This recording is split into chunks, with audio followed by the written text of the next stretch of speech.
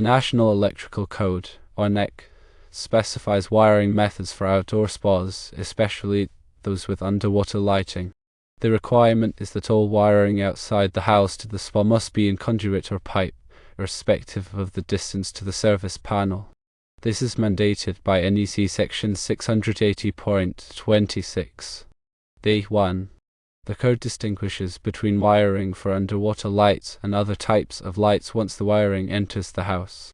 For underwater lights, all conductors, which includes the grounding conductor, must be in pipe or conduit all the way back to the service panel. This requirement is found in NEC section 680.26.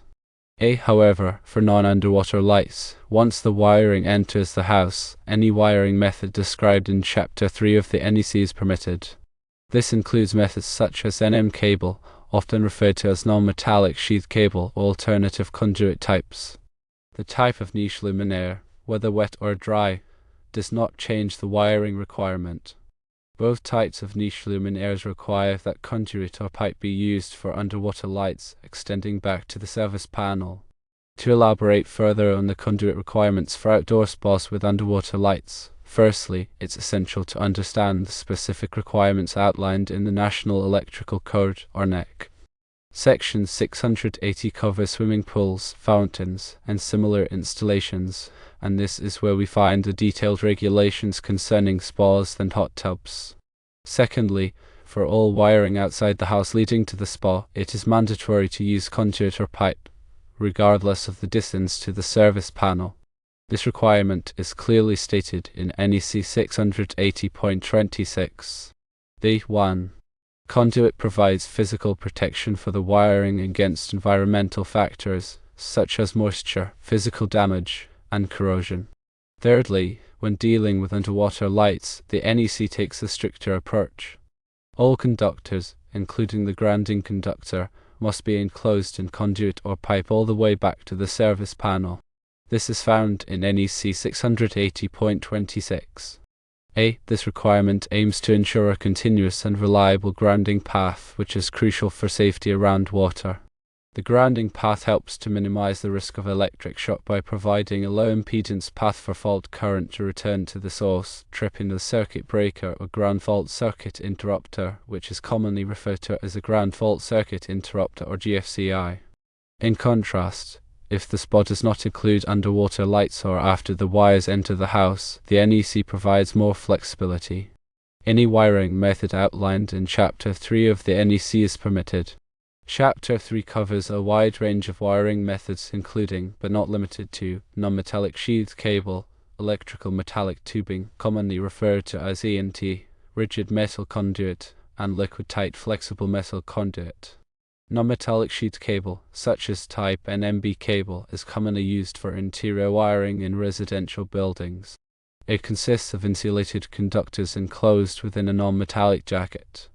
ENT is a thin-walled metal conduit that is frequently used for protecting conductors in both concealed and exposed locations.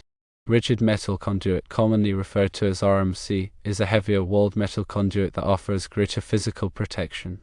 Liquid-tight flexible metal conduit is a flexible conduit that is used in wet locations or where flexibility is needed. The choice of wiring method depends on factors such as the environment, the type of construction, and local building codes. Whether the underwater lights are wet niche or dry niche luminaires does not affect the conduit requirement. Both types of luminaires require the use of conduit or pipe for the wiring extending back to the service panel. Wet niche luminaires are designed to be installed directly in the water, while dry niche luminaires are installed behind a waterproof window. However, both types of luminaires pose a potential electrical hazard, so the NEC requires the same level of protection for both. In summary, firstly, wiring outside the house to the spa must be in conduit or pipe per NEC 680.26. D1. Secondly, wiring for underwater lights must be in conduit or pipe all the way back to the service panel per NEC 680.26. Thirdly, once the wires enter the house for non-underwater lights, any Chapter 3 wiring method is allowed. Fourthly, the type of niche luminaire, whether wet or dry, does not affect the wiring requirements for underwater lights. It is important to consult the latest edition of the National Electrical Code and local building codes for specific requirements in an area. Also, it is recommended to hire a qualified electrician for spa wiring to ensure compliance with the code and safe installation. Understanding the conduit requirements for outdoor spas with underwater lights is crucial for ensuring electrical safety and compliance with the National Electrical Code. By following the guidelines outlined in the NEC, one can minimize the risk of electric shock and protect the people and property from electrical hazards. Remember to always consult the latest edition of the NEC and local building codes for specific requirements in one's area, and consider hiring a qualified electrician for spa wiring. To delve into the specifics of grounding and bonding requirements for spas and underwater lighting, firstly, understanding the distinction between grounding and bonding is essential. Grounding refers to connecting electrical equipment to the earth, providing a path for fault current to flow back to the source. Bonding, on the other hand, involves connecting non-current carrying metal parts together to create an electrically conductive path. Secondly, NEC Article 680 covers the grounding and bonding requirements for swimming pools, fountains, and similar installations, including spas and hot tubs. It specifies that all metal parts of the spa, including the metal shell, metal fittings, and metal equipment, must be bonded together. This bonding is intended to create an equipotential plane, which minimizes voltage differences in the area around the spa.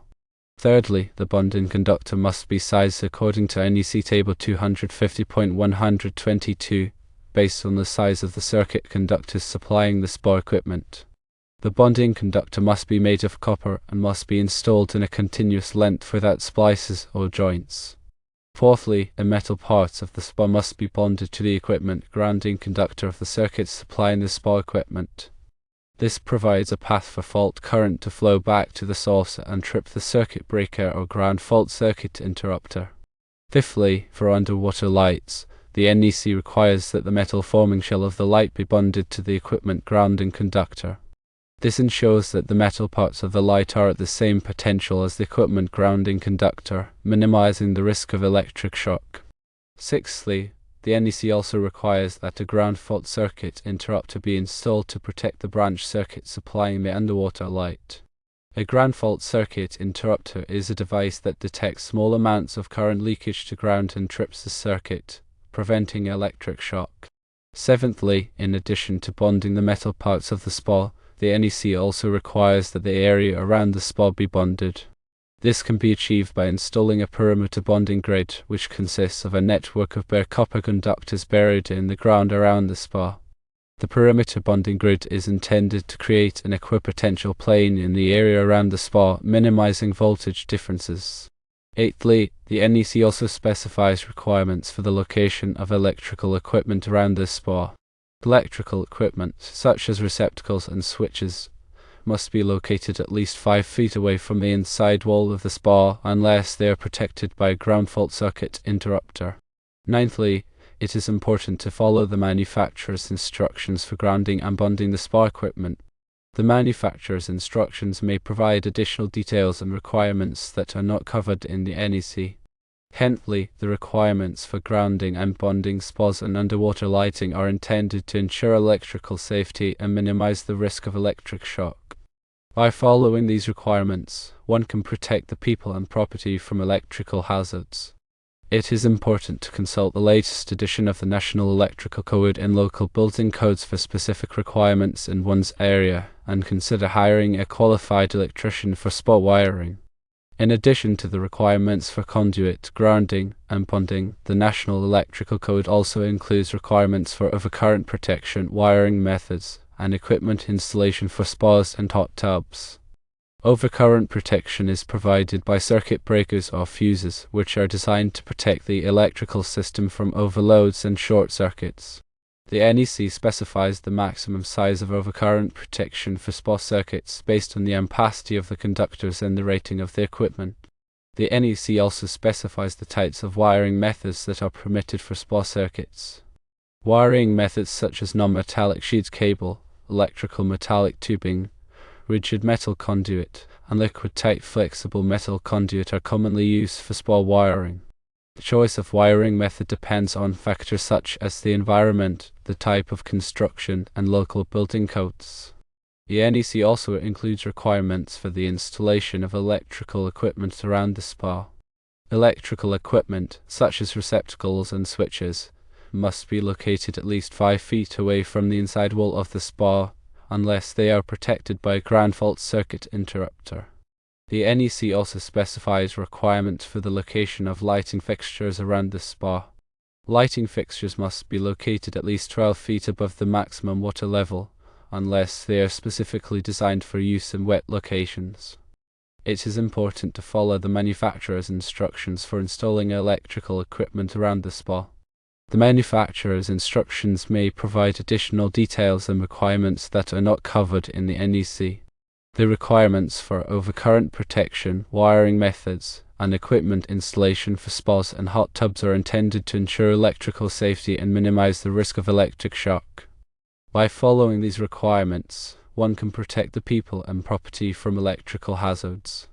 Remember to always consult the latest edition of the National Electrical Code and local building codes for specific requirements in one's area, and consider hiring a qualified electrician for spa wiring. To further understand the specifics of NEC Article 680, which covers swimming pools, fountains, and similar installations, including spas and hot tubs, it's important to delve deeper into the specific sections and requirements within this article. Firstly, Section 680.21 addresses the wiring methods for pool and spa equipment. As previously discussed, it emphasizes the use of conduit for wiring outside the house, particularly for underwater lighting. It also specifies the types of conductors that are permitted for use in these installations, such as THHN or XHHW conductors, which are suitable for wet locations. Secondly, Section 680.22 covers the equipotential bonding requirements for pools and spas. It details the specific metal parts that must be bonded together, including the metal shell of the spa, metal fittings, metal equipment, and any metal parts within 5 feet of the inside wall of the spa. It also specifies the size and type of bonding conductors that must be used. Thirdly, Section 680.23 addresses the requirements for underwater lighting. It specifies the types of luminaires that are permitted for use underwater, as well as the requirements for their installation and wiring. It also requires the use of ground fault circuit interrupter protection for the branch circuit supplying the underwater light. Fourthly, Section 680.25 covers the requirements for receptacles around pools and spas. It specifies that receptacles must be located at least 6 feet away from the inside wall of the pool or spa, unless they are protected by a ground fault circuit interrupter. It also specifies the types of receptacles that are permitted for use in these locations, such as weatherproof receptacles with covers. Fifthly, Section 680.26 addresses the requirements for ground fault circuit interrupters for pools and spas. It specifies that ground fault circuit interrupters must be installed to protect the branch circuit supplying pool and spa equipment, as well as receptacles located near the pool or spa. It also specifies the trip current rating of the ground fault circuit interrupters, which is typically 5 mA. Sixthly, Section 680.27 covers the requirements for spas and hot tubs installed indoors. It specifies the ventilation requirements for indoor spas and hot tubs, as well as the requirements for electrical equipment and wiring methods. Seventhly, Section 680.42 addresses the requirements for permanently installed spas and hot tubs. It specifies the requirements for the location of the spa or hot tub, as well as the requirements for access and egress. Eighthly, Section 680.43 covers the requirements for portable spas and hot tubs. It specifies the requirements for the electrical connection of portable spas and hot tubs, as well as the requirements for ground fault circuit interrupter protection. Ninthly, Section 680.70 provides definitions of terms used in Article 680, such as pool, spa, hot tub, equipotential bonding, and ground fault circuit interrupter. Tenthly, understanding the specific sections and requirements within NEC Article 680 is crucial for ensuring electrical safety and compliance with the code. By following these guidelines, one can minimize the risk of electric shock and protect the people and property from electrical hazards. Remember to always consult the latest edition of the National Electrical Code and local building codes for specific requirements in one's area, and consider hiring a qualified electrician for spa wiring. To expand on the types of conduits permitted for use in spa and hot tub wiring, understanding the specific characteristics and applications of each type is crucial for selecting the appropriate conduit for a given installation. Firstly, rigid metal conduit, commonly referred to as RMC, is a heavy-walled, threaded steel conduit that provides excellent physical protection for conductors. RMC is suitable for use in both indoor and outdoor locations, and it can be buried directly in the earth. RMC is typically used in applications where there is a risk of physical damage or corrosion, such as in industrial settings or in areas with heavy traffic. Secondly, intermediate metal conduit, commonly referred to as IMC, is a thinner-walled, threaded steel conduit that provides similar protection to RMC but is lighter in weight and easier to install. IMC is also suitable for use in both indoor and outdoor locations, and it can be buried directly in the earth. IMC is typically used in applications where physical protection is needed but where weight is a concern. Thirdly, electrical metallic tubing, commonly referred to as EMT, is a thin-walled and threaded steel conduit that is joined together with fittings. EMT is suitable for use in dry, indoor locations where physical protection is not a major concern. EMT is typically used in residential and commercial buildings for branch circuit wiring. Fourthly, flexible metal conduit, commonly referred to as FMC, is a flexible, hollow-core conduit that is used to protect conductors in locations where flexibility is needed. FMC is typically used for connecting motors, appliances, and other equipment that may move or vibrate. FMC is not suitable for use in wet locations unless it is specifically listed for that purpose. Fifthly, liquid-tight flexible metal conduit, commonly referred to as LFMC, is a flexible, liquid-tight conduit that is used to protect conductors in wet locations or where flexibility is needed. LFMC is typically used for connecting outdoor equipment, such as air conditioners and swimming pool pumps. Sixthly, rigid non-metallic conduit, commonly referred to as PVC conduit, is a lightweight, non-conductive conduit that is used in underground and corrosive locations. PVC conduit is resistant to moisture, chemicals, and corrosion, making it suitable for use in direct burial applications and in areas with harsh environmental conditions. Seventhly, electrical non-metallic tubing, commonly referred to as ENT, is a flexible, non-metallic conduit that is used in dry, indoor locations. ENT is lightweight and easy to install, making it a popular choice for residential and commercial buildings. Eighthly, when selecting a conduit for spa and hot tub wiring, it is important to consider the environmental conditions, the type of equipment being connected, and the requirements of the National Electrical Code and local building codes. For example, if the wiring is exposed to moisture or chemicals, LFMC or PVC conduit may be the best choice. If the wiring needs to be protected from physical damage, RMC or IMC may be more suitable. Ninthly, it is also important to ensure that the conduit is properly sized for the conductors being installed. The NEC specifies the maximum number of conductors that can be installed in a given size of conduit based on the size of the conductors and the type of conduit. Tenthly, following the requirements of the National Electrical Code and local building codes when selecting and installing conduit for spa and hot tub wiring is crucial for ensuring electrical safety and compliance. Remember to consult the latest edition of the NEC and local building codes for specific requirements in your area, and consider hiring a qualified electrician for spa wiring. In addition to conduit, it's important to also select the correct type of wire for the spa and hot tub wiring.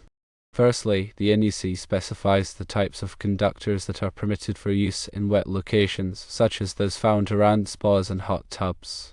Conductors that are listed for wet locations are typically identified with the suffix W in their designation, such as THWN or XHHW.